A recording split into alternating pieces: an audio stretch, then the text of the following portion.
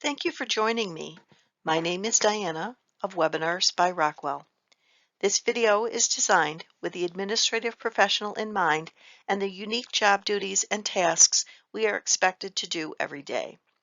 With over 40 years of experience as a secretary, administrative assistant, and executive assistant, I hope my experiences and skill sets can help you excel in your chosen or fallen into profession.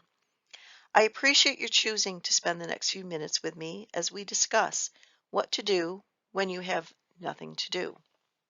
Let's get started. This is an age-old problem for the hourly worker, no matter your industry. Do you hold off doing work until the next day just so you'll have something to do? Do you pounce on any new email and respond within seconds? You can pretend to be busy and just look busy, or you can use your downtime to enhance your surroundings, workflow, or your knowledge. Dusting and filing are all necessary, even at work. However, once you've completed those tasks, hop on YouTube and watch a short video to learn a new skill or develop a new one. The first things on your list should be things that need to be done and you normally don't have time to do, like dust, file, reorganize your desk and drawers, rearrange the furniture in a new way, clean your monitors and or your whiteboards, use dust off on your keyboards and alcohol wipes on it and your mouse, maybe even your stapler. Once the physical stuff is done, migrate to your computer to clean up your inbox, create those folders in Outlook for storage, or clean up your root directory and put files away that have straggled outside the boundaries of your usual file system. Delete your junk email and remove old contacts from your contact list and address books. Delete old files you no longer need to hold on to. Do you really need a copy of the budget reconciliation from 2010? Probably not. You could play with the settings on your inbox and choose a jazzy color scheme, or you can set up your auto reply for your next scheduled day off or upcoming holiday. You can leave it turned on with the appropriate date saved, and you don't need to remember to do it.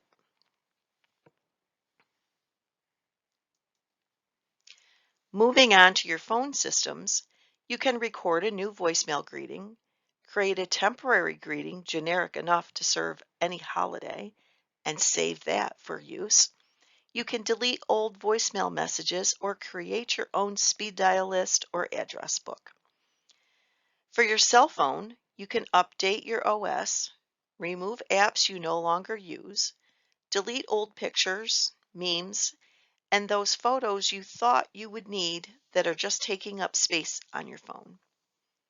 Or do an iCloud backup of your photos and your entire phone, just in case it gets run over by a car or falls out of your pocket at the top of the Ferris wheel at Hershey Park. Yup, that's a real story. Or gets lost in the snowbank while you're shoveling.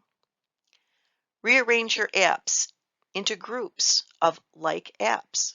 For example, I have all my TV and streaming apps in one group. The Office Suite and Adobe are in another grouping. Putting all the shopping apps together will save your time looking for the Target or Walmart app if it's 3 screens deep. You can have more than 9 in a grouping. That's all it initially shows. But just keep adding more. It will create another page within the group. Your home screen can have multiple pages as well.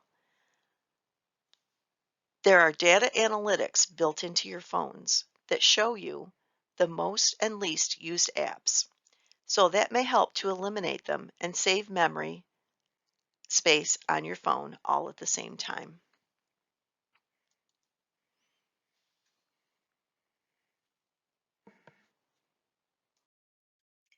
Okay, so you've done all of those suggestions and still have time on your hands? Or better yet, you've decided cleaning can wait until later and you'd prefer to do more of the productive things on the list. I get it. I once knew a woman who was an adult student when I was in business school right out of high school. She eventually took a job as a printer for the local BOCES. BOCES in New York is an acronym for the Board of Cooperative Education System. And they group counties together that are in close proximity, and they build or buy a building. A lot of times they turn an abandoned high school or whatever into the BOCES and use it for specialty learning such as nursing, cosmetology, early childhood education, even auto mechanics, carpentry, culinary, IT, and many more programs. They've decided that it's more cost effective to have one print shop for all of those individual school districts within that BOCES, and she got the local job. I was working for a company that sold the offset press and supplies to that BOCES. She was quite upset when she got her training on how to use the press because of the amount of cleaning involved with printing is never ending. She went to school to get a job so she wouldn't have to do so much cleaning at home. And here she is doing all this cleaning at work. So what's next? You can write a to-do list. You can categorize it, do shorter term, longer term, set it up however works best for you. You can watch a YouTube video to learn a new skill. Many can be done in under 30 minutes if you look for specific pinpointed tasks. LinkedIn Learning is a great source, and of course there's Udemy, Teachable, and Skillshare, along with a dozen other sites for online learning, like Webinars by Rockwell. Have you ever read your company's website all the way through? Maybe it's time to check out the trends in your industry. Take a new employee or your boss to lunch, or even just for a coffee break. Have an impromptu discussion with your boss or another supervisor, being mindful of their time, of course. Take a break and walk around outside. Maybe it's time to dust off that resume and write down your goals for the next 3 to 5 years. Write up your procedures manual. Write a proposal to HR to start a committee. Spiff up your LinkedIn page. Offer assistance to a peer who you know is going through a hard time, either professionally or personally. Volunteer to sit on a committee for something like the holiday party. I once worked for a financial advisor, and the pace was pretty fast most of the time. But occasionally the receptionist would find herself with nothing to do. She'd already cleaned her desk and the reception area, put out fresh tissue boxes, and fluffed all the pillows, and straightened the magazines, and filled the candy dish. All the filing was done, and she would come to me and ask for something more to do. One day in particular, I remember, she had asked me probably 4 times within an hour or two, and I was rushing around trying to get ready for a very important meeting. And I finally, in frustration, just told her to look busy. At this time of the day, it was about 3 o'clock. She would be doing the mail soon and leaving at 4:30.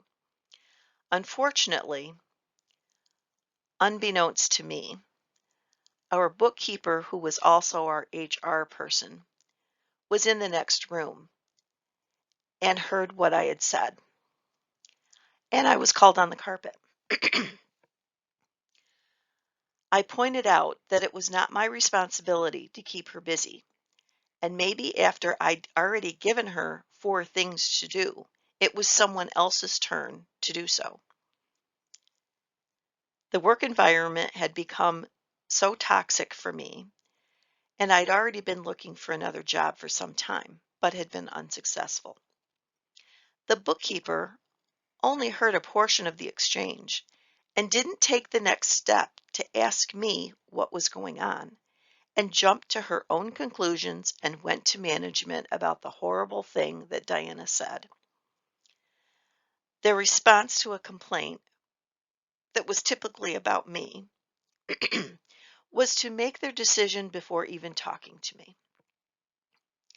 This is never the best way to deal with conflict or supposed wrongdoing by an employee. Always get both sides before coming to a conclusion. Isn't that what we do with our children when they fight?